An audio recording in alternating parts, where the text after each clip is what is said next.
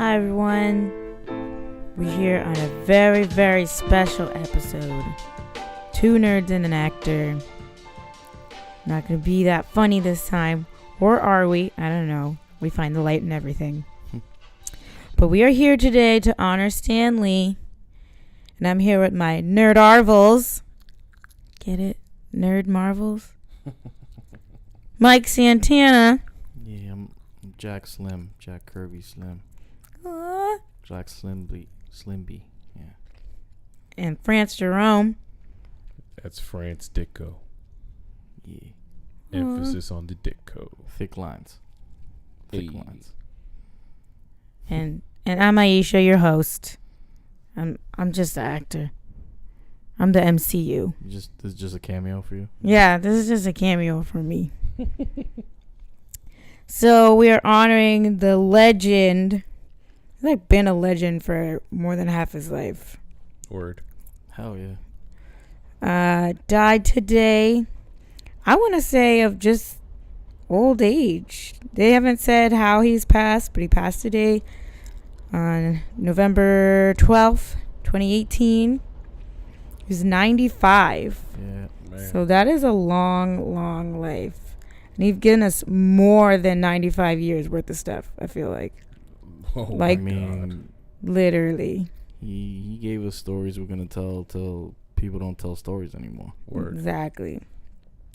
So we're going to do a short special for y'all. Just talk about what Stan Lee was to us, some of our favorite Stan Lee moments, characters, all that. So we're going to kick it off. What was Stan Lee to you? Oh, boy. I know, it's a heavy question. He was an example. He was an example that arrived before I knew I needed him. I didn't even get into like, I used to read comics because they were words and I like to read. And then I had a family member who did like some like janitorial work. He just did some random work at Marvel at the New York offices. What? And he got like a box of comics one Christmas, and I read those like 20 or 30 comics until I was well into my teenage years. I just kept reading. And one of those stories was Marvels, which at the early 90s, and at That's that Alex Ross, yeah? yeah. And at that point, it was kind of like a retelling of the 1960s, like that origin, a retelling of the origins of the Silver Age of comics. Ooh. So it was, Alex Ross's art and some new writers bringing in, for me, in the 90s, I was able to go back in time to when Stan, Bill Everett, Steve Ditko, Jack Kirby, they were actually drumming these things up. And I realized that while I was reading that one, I was like, oh my goodness, these stories will never be old. Right. They can just be retold. And I was like, so no matter what I do in life, I can always tell my story. It can be told. So for me, it was like the forebearer to all the things, the writing I do, novels, essays, raps, everything was predicated on an idea that I could be able to tell my story. And he was that example. Dang. That's deep. Impacted his legacy. Yeah. But that's like he made dreamers, and that's exactly what you're saying there. Yeah, he definitely did. Am I next? Do you want to be next? I don't. I never wish to want to have this to have this moment happen. Yeah, like I never wanted to have to do this in any capacity. But and it's hard when reality hits somebody that you associate so much with fantasy. Stan Lee to me was one of the many creators. It was important to me that he was male, because I didn't have that many male figures in my life directly to draw from, to learn from. But Stan Lee, reading his I remember I was one of the few kids. We used to bring comics to school all the time. I was raised by three things: the church that my mom took me to, the Bible, stand-up comics. She let me watch all the stand-up comedians I wanted at any time, as long as I didn't, use the same words they did. And you didn't have license for that. And comic books. And comic books. Those are the three things that I was raised on. And I was one of the few kids that wouldn't skip over the soapbox, the Stan Lee soapbox stuff, in the back of the old comics when we would come to school, first grade, second grade, especially third grade is when it really blew up, and we all just brought comics to trade and read. I was one of the few that didn't skip those because I noticed there was something different about how those little editorials were compared to other types of writing. The Nuff said thing. Mm-hmm. When I first saw that, I was like, oh, we don't have to spell the whole word.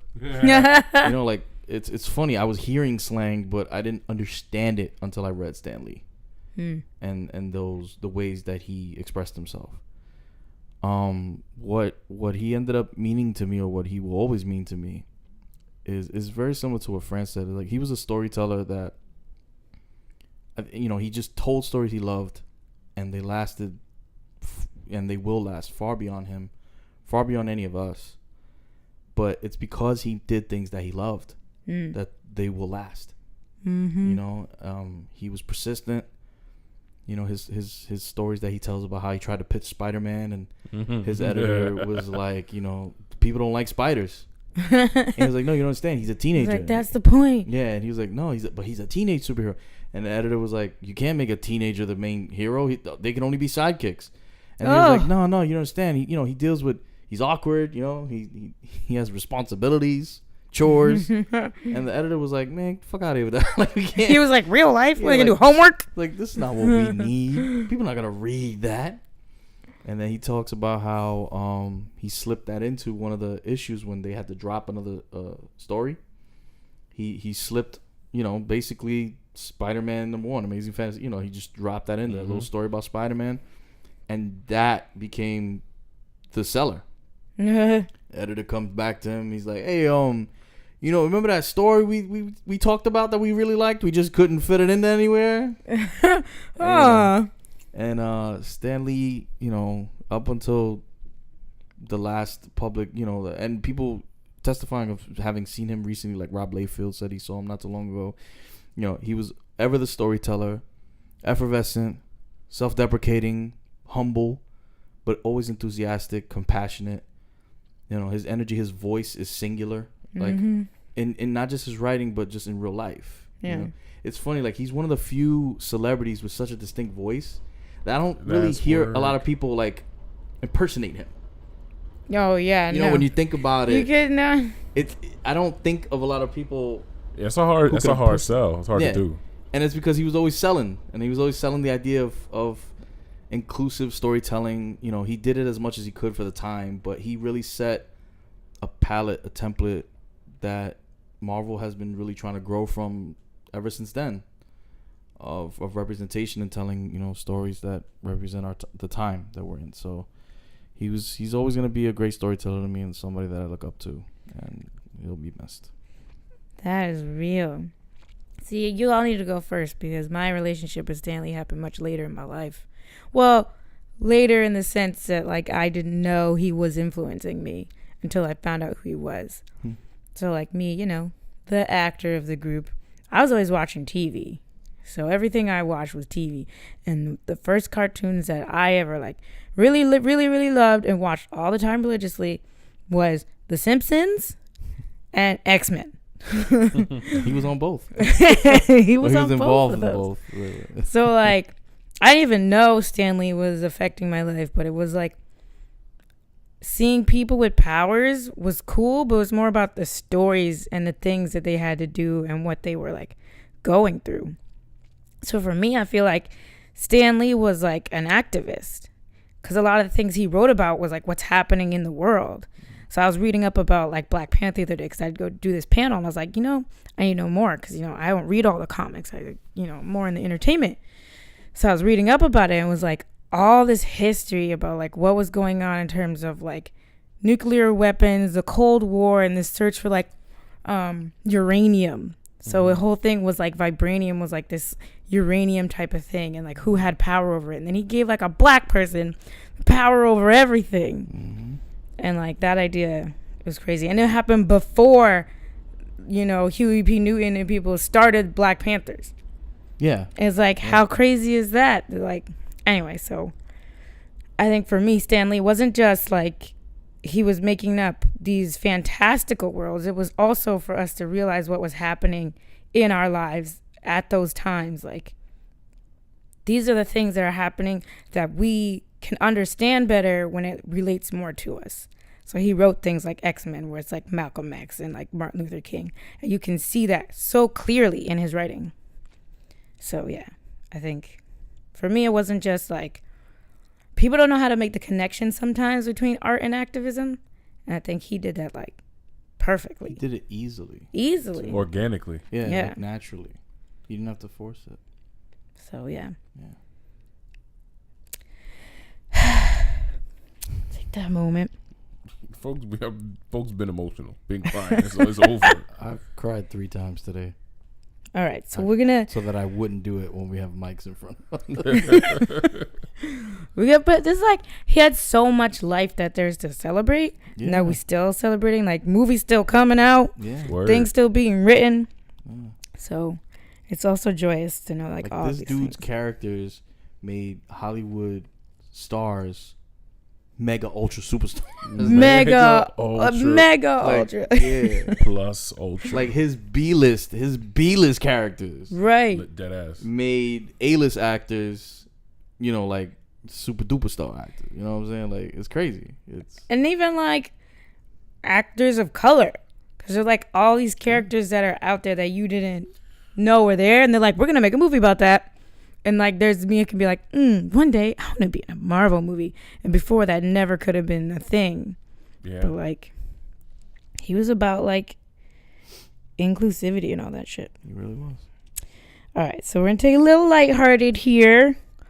Who is your favorite character that he created and why? Oh, it's not mine. Is going to be lighthearted. But there's villains too. So. Yes, he made a bunch of villains. Mine ain't going to be lighthearted. Nah. Go ahead, Mike. Go ahead. You do it then. Go.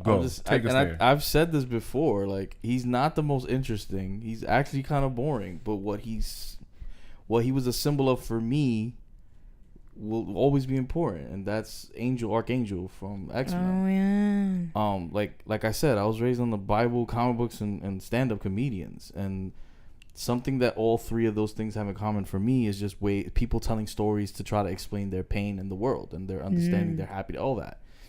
And I'll never forget like seeing images of people throwing rocks at Angel in the comics. And I'm like, my religion is telling me that something that looks like Angel should be revered, and that they are messengers and bringers of peace and healing. But yet humanity sees that and is afraid. Throw rocks. So they throw rocks at that shit.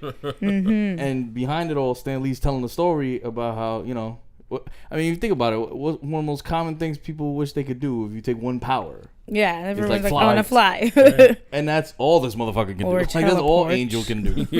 That's really all he can do, But hey, wings. Yeah, and you look at him on the team, like he doesn't have the coolest powers. Heart. But you would think who can fly? Right. But you would think out of all of them, got lasers coming out of this other motherfucker's eyes. Gene can't keep, the dinnerware on the table. That's what I'm saying. Beast, he can't fit in any suit that ain't tailored specifically for him. And then Iceman is, freezing up the joint. Here goes Angel walking in, and you would think, hey, humanity will accept me. Nope. He's like, hey, guys. Like, nope. I got wings. Yeah, it's like, nope. And he's the rich one out of all of them. He's rich? Yeah, like he has. I didn't know that. He has everything you would classify as like to get privilege, and he's still hated. They'll kill him on sight. Damn. And that was humans shouldn't have wings. Right, even as a kid. Straight up. Yeah, like even as a kid, like I didn't understand all the all that stuff, but it just stood out to me as this character that Stan Lee created to symbolize the things that you were talking about, Isha. Inclusion, civil rights, all that stuff. That character will always mean something to me because it's like it doesn't matter how you look, how beautiful you are. And people, they might not accept you, but that doesn't mean you don't still try to do your thing. It doesn't mean you don't still try to be a hero and do good. and that kind of like stood out for me. Wait, man, give him the conspiracy theory version. That include that ties your name to the whole thing. Oh, do it. What? Wait, which mean like Angel? Because your name is Michael. Yeah. Like the angel Michael. Oh, not just the angel. Oh, did I make that up? Archangel. That too. He got a lot more interesting when he became Archangel in Apocalypse, but I don't think Stan Lee created Apocalypse. No, I don't believe so. He didn't create. Let me consult the extremely long 2-page list of if all ever you the guys characters. have time and you just want to let me learn about this Stan Lee, go on Wikipedia's list of characters Stan Lee created. It's 2 pages. You have to click like next page. You're like, hold on, I'm not done yet. It's 2 pages and Stripperella. Stripperella is on there. Putting Pam Anderson on to game. I mean, I think the coastline and the drummer did that, but you know. Oh. Just saying. It's real. And slow motion. And Star-Lord's dad. Star-Lord. Some people stand in the darkness, afraid to step into light. Wait, what was the one? Archangel, you were looking. Yeah. No, you were looking for Apocalypse. I don't think he did. Might have been Layfield. Or no Apocalypse. Yeah, he didn't make Apocalypse. But Right. whatever. Ape Man. That's another thing. It's like he created these characters that other people took and ran with and still are doing that. Hell yeah. And he was always cool with it. Like he made these characters, but he never like was like, give me mine. And that way I think he was a little bit different than Disney. That's his true legacy. He was a creator about creating. Yeah. He was like, oh, you did that? Look what the stuff that Jason Aaron has done as a writer. He's a writer for Marvel with Thor now that bled into and out of the Thor movies. All kinds of stuff. What? You kidding me? Yeah, and he was all with it. Like he created these things, and yes, he owned them, and he didn't want you to like do things that would betray the spirits of these characters or whatever. But as long as you kept it inclusionary and it was original, he was all about that. And that's he wanted the creativity of it all. Yeah. So like you can make if he made one character, you could make the daughter of that character, the grandfather of that character, the cousin, or like the whatever. Yeah. And it was like building a world that he started. Yeah, which makes sense because, like, not to get too much into the history of it, but the way that he ended up having to write his stories and get them onto pages with Kirby and Ditko, like, he knew he wasn't an artist. So he would just give them, he trusted their artistic abilities. He would just give them descriptions of what he wanted to have happen, maybe some lines of dialogue, and they would give him lines of dialogue too. Right. And basically after they were done with the panels, he would go in and fill the bubbles in. Ditko take the wheel. And it's that type of collaboration that really, that's the model that Marvel, has evolved from, but that's what they used. Yeah. To help them at the time catch up to DC Comics and all that stuff. So he created a family. Yeah, he was all about collaboration from jump, which is pretty awesome. Well, I think I'm going to do my favorite character next. Because, again, I'm the fun one. So that's why I kind of want you guys to guess who my favorite character is. That he created? Yeah. It's not Groot? No. Oh, my God. Vision? I wish, but he didn't create Vision. I looked in the list. Nah, he didn't create Vision. He didn't create Vision. He had the Vision. But I do love Vision. I want everyone to know that he's Vision one of my might be just Jack Kirby. I'm not sure. Oh. What if he made Jack? No, that was the he joke. Invented Jack Kirby. No, this is what it is. Listen, the Holy Trinity. He spoke Jack Kirby into existence. Jack Kirby drew Ditko, and Ditko set the lines around all three. Oh. The Deathly Hallows? Yes. The Marvelous Hollows. Oh, okay. I'm about to tweet. Okay, wait. Okay, you each get one guess. All right, but can we get a hint though? The guy made like 1,000 characters. He made like 1,000 characters. Okay. Give me something. He's Oh, it's a he. Okay, all right. It's a he. All right, that's one hint. He's strong. Oh, the Hulk. Yeah. The incredible, indelible Hulk. The Incredible Hulk. I was looking through the list and I was like, who could be my favorite? This is crazy because I would say Iron Man. You know how much I love Iron Man, but he's not my favorite character. Nah. He's just cool. He's just well, I don't even know if he's cool, but he's just like. He was cooler when he drank too much. Yeah. No. I'm kidding. No, I'm kidding. No, I love the Hulk Because again, when I watch TV, I watch the real life one. You know, you wanna like me when I'm angry, and he looks in the mirror and he changes. That was like my favorite family time. Yeah. And I don't know. I guess if I looked really deeper, maybe it's because he is super strong and he could like. Those episodes Do were whatever like you always wanted. like in a bar,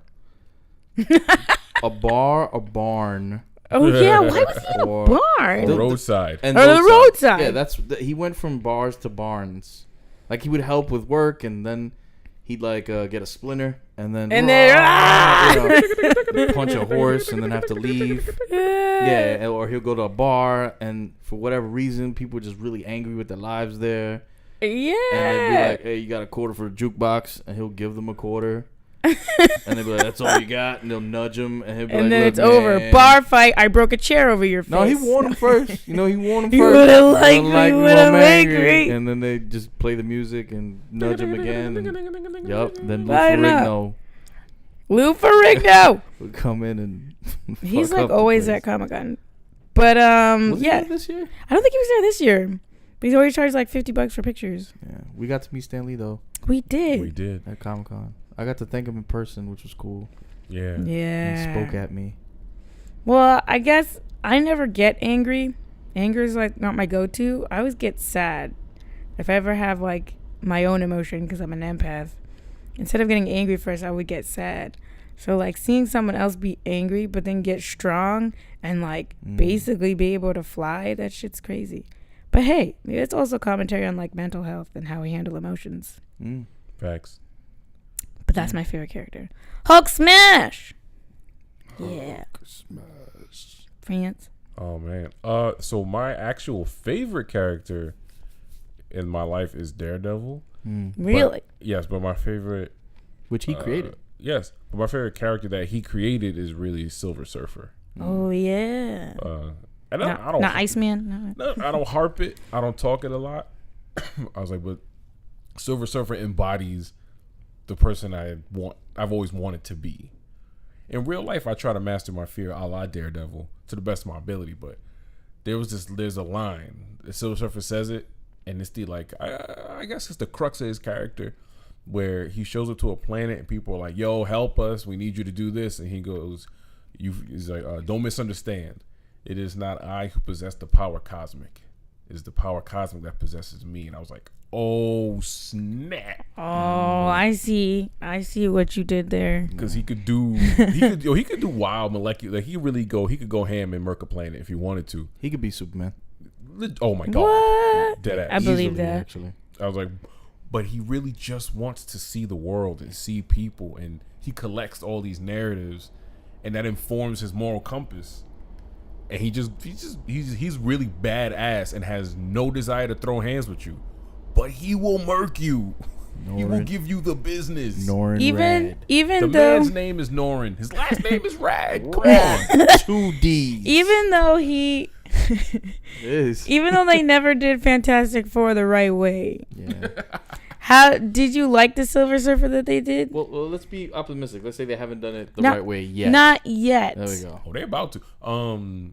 First of all, they got my man Morpheus, my man Lawrence Fishburne, Which was I think that was a great. Yeah, call it was a there. great He was choice. at the time. and He's got that voice. Yeah. Yeah. He was not the problem with that movie. No. So it was No. like, he was He wasn't. badass. He upside down on the surfboard, talking to Johnny like. And then he chilling would with like Wildman. phase through the board sometimes. I thought that was really cool. Yeah. and he Epic. did like a flip. Yeah. Board.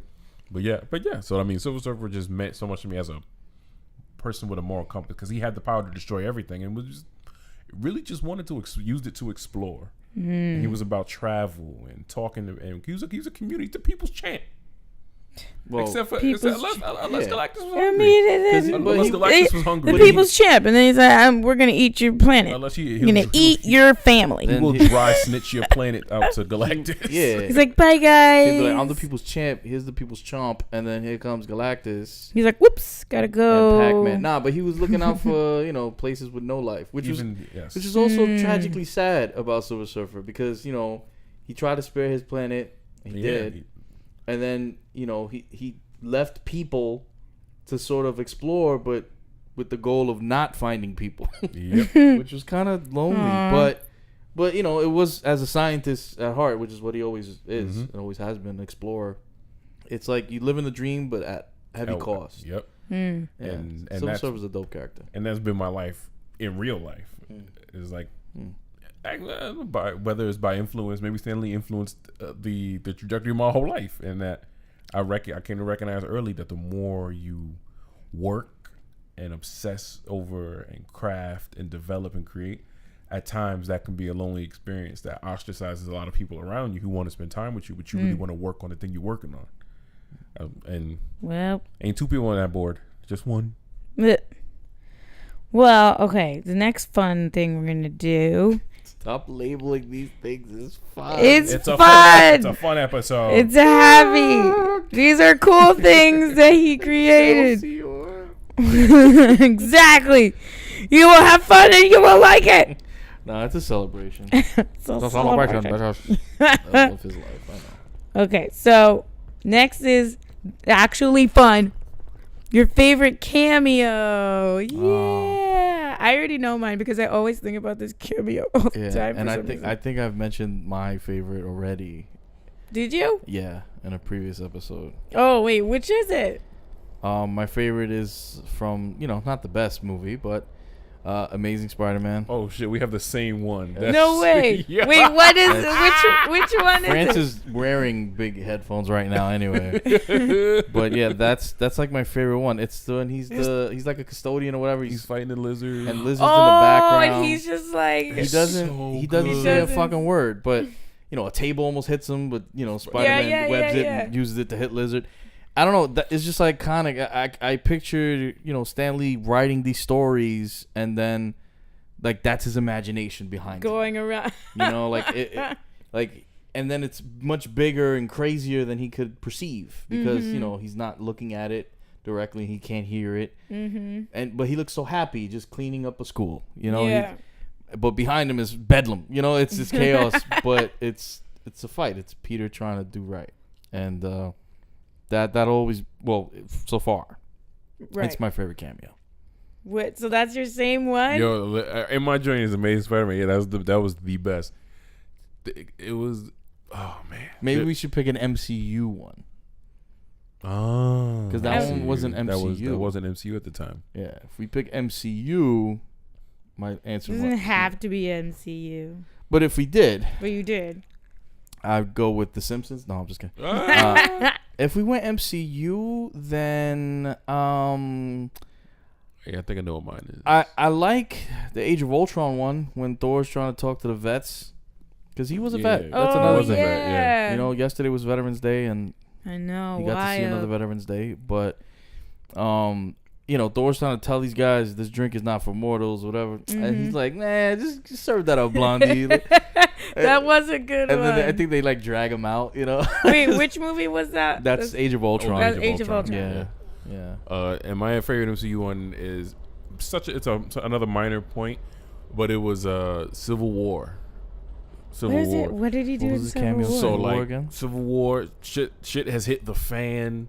Your boy Rhodey done dropped, paralyzed. Oh, I and know then what he you're talking shows about. up with the mail. I gotta package Oh, for Tony Stank.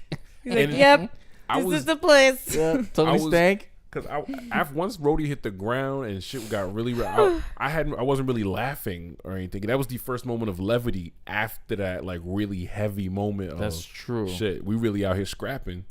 Heroes really out here scrapping for scrapping for respect out here. Yeah. And then that moment was the first moment of levity, and I laughed dumb loud because I was like, who else would deliver the line? It was perfect. I was like, I needed that. Yeah. Well, my favorite is pretty superficial because it was the one in the first Iron Man where they go on the red carpet and he calls him Hugh Hefner. Yeah, He's like, how you doing, Hef? And He turns around. Got the robe and all But he's the robe. I mean, he looked just like him, too. It's probably because around that time I was watching that reality TV show, Girls Next Door, too. And I was like, oh, my God, because Hugh Hefner. OD. They both created media empires. It's not even like I know, right? And now they're So meaty. Yeah. It's not even like a big cameo or whatever, but I just thought it was so funny. Right, and it wasn't his first Marvel movie cameo was what, in Spider-Man? The first The Spider-Man? Tobies, yeah, the Tobies. And that's when you were like, oh, is this going to be a thing? Oh, no. Oh, wait. Was it X-Men? Was it X-Men? X-Men came out before. X-Men came out in 2000. Oh. Was there a cameo in the original X-Men? Was there? Yeah. There has I to want have to say that been. there was. So then they started it? Yeah, they were cool enough to start that. In 2 points for Fox, I guess. Well, Fox is Disney now. Good so. job, Now. Gryffindor. It's all one thing. I mean, the Russos, a lot of celebrities have been posting stuff today about Stan Lee and thanking him and stuff. The Russos post on IG and Twitter was green screens in the background, and Stan Lee's there, and presumably he was, that's his cameo for Avengers 4. But I know that a couple years ago they were saying that they had him filming cameos ahead of time. It's possible that the Avengers 4 cameo might be the last one. Oh, really? Not like Homecoming 2 or Far From Home? I said it's possible. It's possible. So I don't know. Maybe he didn't. I don't know. There was we came on something they told us a while ago that he had filmed up to a certain point of them Oh, ahead right, of time right. in Right. anticipation of his possible passing. Yeah. Right. So I don't know. But Avengers 4 could be the last one. Who knows? But like, I feel like they're gonna do something where he could still be like cameoed in some way, like posters or something on a TV in the background, the Netflix stuff, like the Netflix series do that. Yeah, something like that. Because I feel like it should keep going. Like every time you see one of the movies, you look for it, and I feel like there should be like, even if it's just like a poster or someone opens a comic and like in the back is his face. Or in that case, I have to shout out the one that I didn't think was gonna happen, which is Big Hero 6. What? It's at the end credit sequence of Big Hero 6. Yeah, that was a and really the dude is cool like cameo. the dude who dresses up in the costume and dressed the dragon costume. He goes in and you see the hall of his family members. And Oh one of them is Stanley. yeah, I was one like, of them was Stanley. That was Yeah. funny. Yeah, that was a great cameo. That's true. I mean, he's done tons of cameos. The Teen Titans Go cameo was hilarious. Yo, that was bugged. What? That one was hilarious. So Teen Titans Go to the movies. Yeah. I didn't see that. Well, go on my IG. I posted it. Oh, okay. My IG that doesn't exist. But then it's really good. Yeah, that's a good cameo. His Simpsons cameo was hilarious. Yes. Where he's like humming the Spider-Man theme and moving the comics around so that he's covering all the DC ones with Marvel ones. And then there's a nerd that's in there that kind of looked like Pat from Saturday Night Live. Like, Oh. And then he's like, why are you buying that action figure? And he's like, oh, because only Batman fits in my Batmobile. And he's like, the Thing fits anywhere. He like grabs a Thing figure and jams it right through the Batmobile. And the kid is like crying. He's like, you ruined it. He's like, ruined it or improved it? It's like, no, you ruined it, man. And then he's like just moving. Throughout the whole episode, he's like just moving comics around in the comic shop so that the DC ones are Marvel ones. Confirmation, yes. He's the hot dog vendor.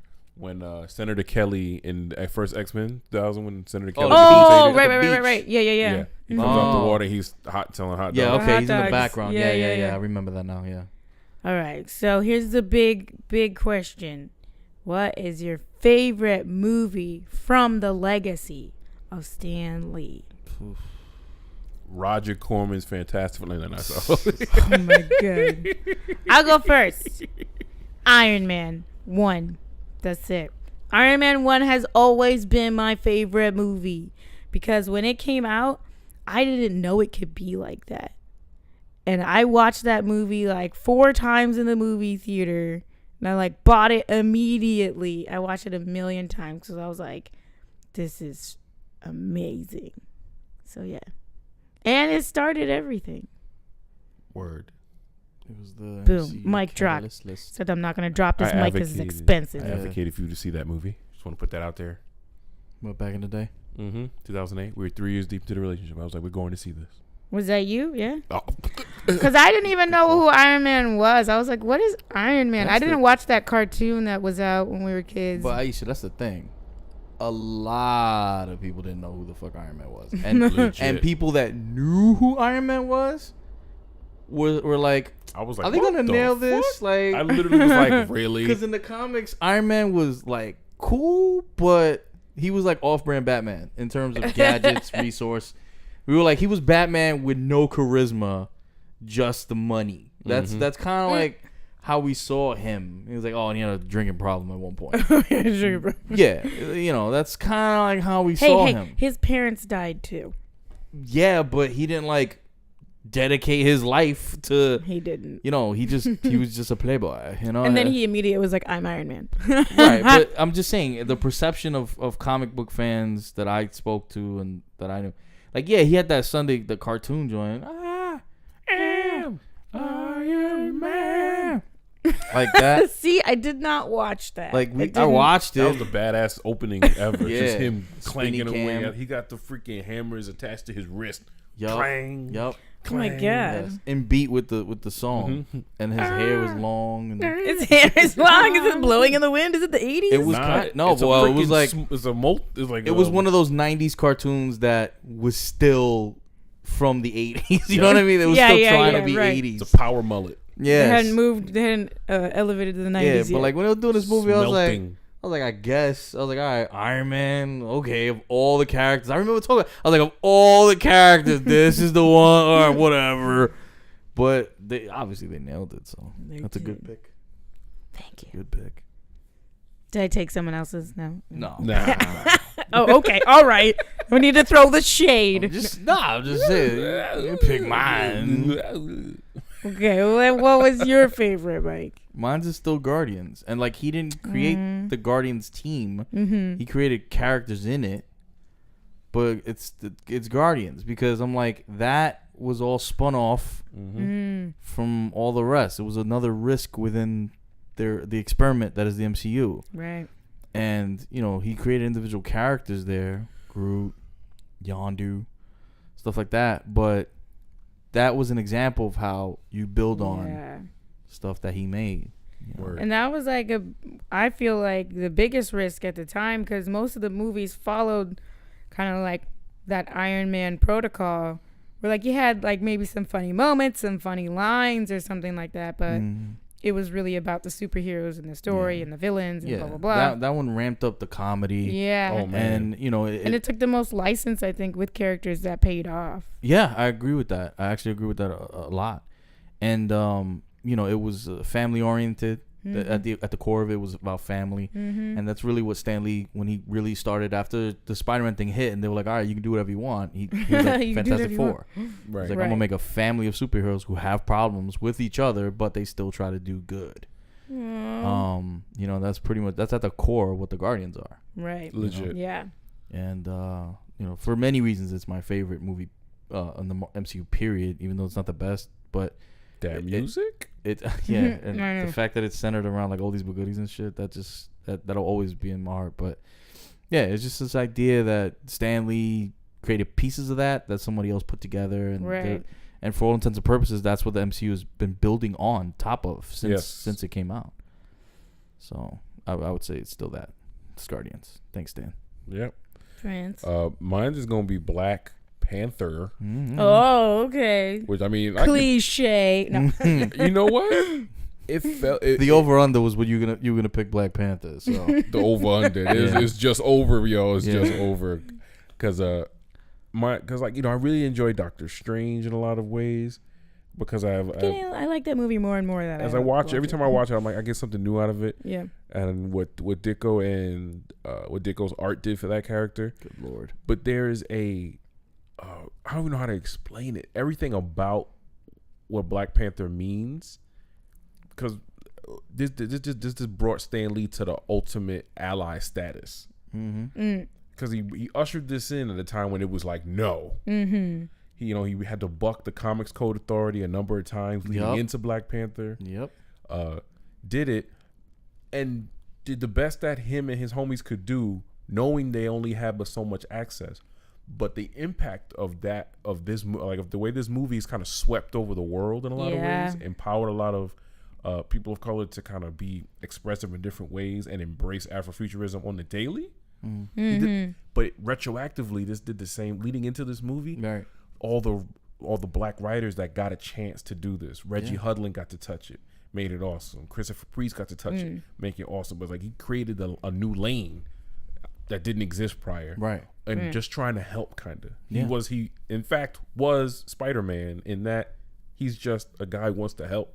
Yeah. Black Panther At his core. No, I mean Stan Lee. Stan Lee. And he never pushed back against what any of these writers of color wanted to do with this. So when you get to Ta-Nehisi Coates' run of Black Panther, and you're like, holy crap, how do we get here? Right. And it's really some dude who was like, yo, I got the privilege and the access to make this lane. And when you get all the way to the movie, that's why the movie had the impact that it does, because there was so much license given with the property. And in this kind of world, only Ally Hood can provide that. Yeah. And it was like the first movie that expanded the world, really. Like, yeah, we went into the universe. Oh, you mean like Planet Earth? Yeah, Planet Earth. I mean, Yeah. like we went into the universe. We see all these other worlds, but it was like, this isn't literally, you know, R.I.P., but parts unknown in Earth. You know what I mean? And that movie like blew that apart too. And like, of course, the comics existed there before, but that movie itself gave to people who didn't read comics, who don't know all the characters, like expanded the world that they live in here. And that goes into, it ties into the type of person that he was too, because like we mentioned, he was self-deprecating, and he didn't have like this Fafnir ownership of these treasures that he made.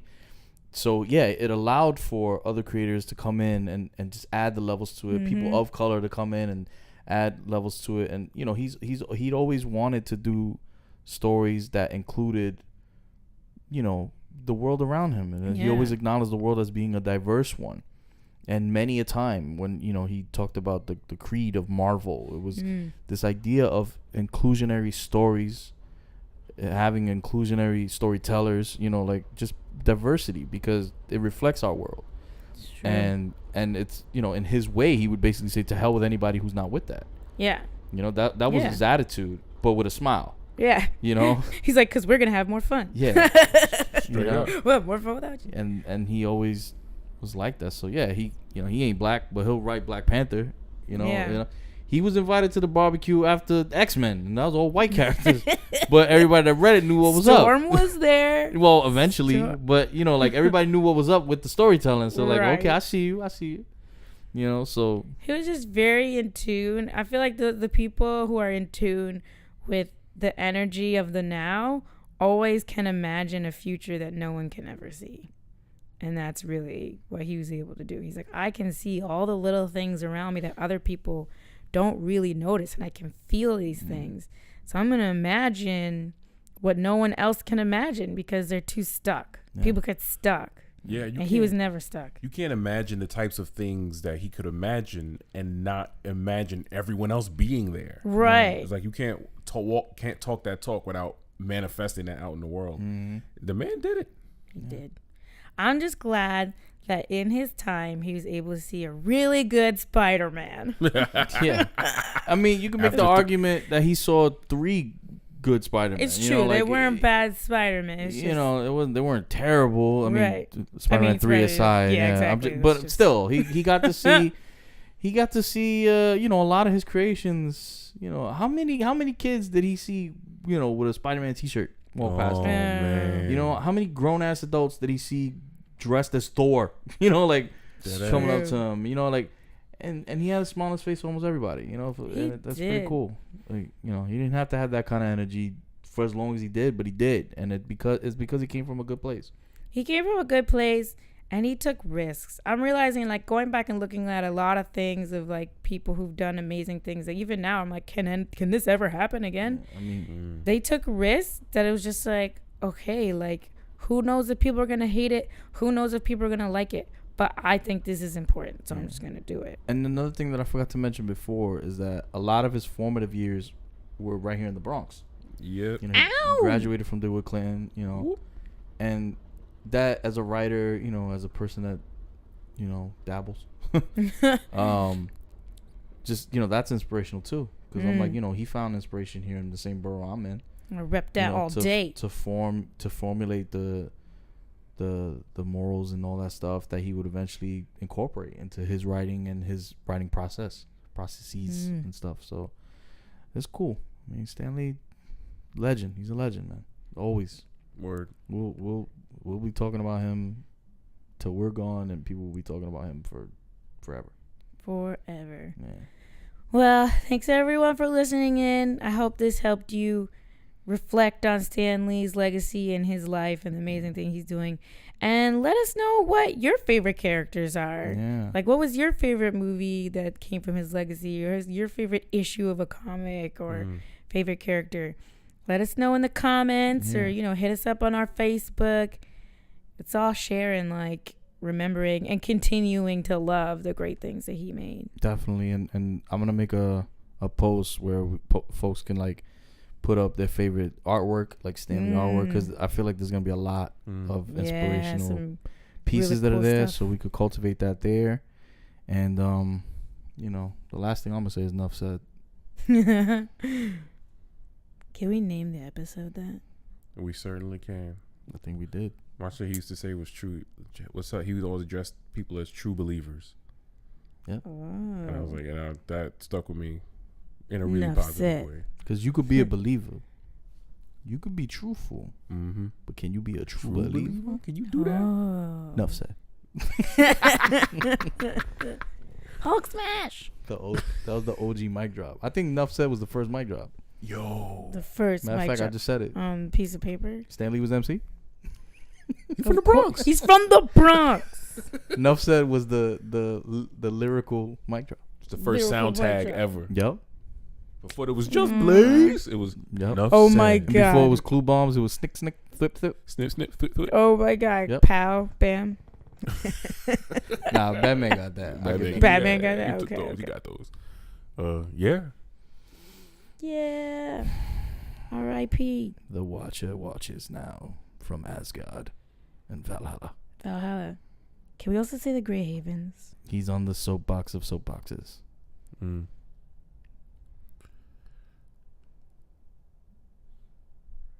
just saying, I think he could have gotten Jesus to read a comic book.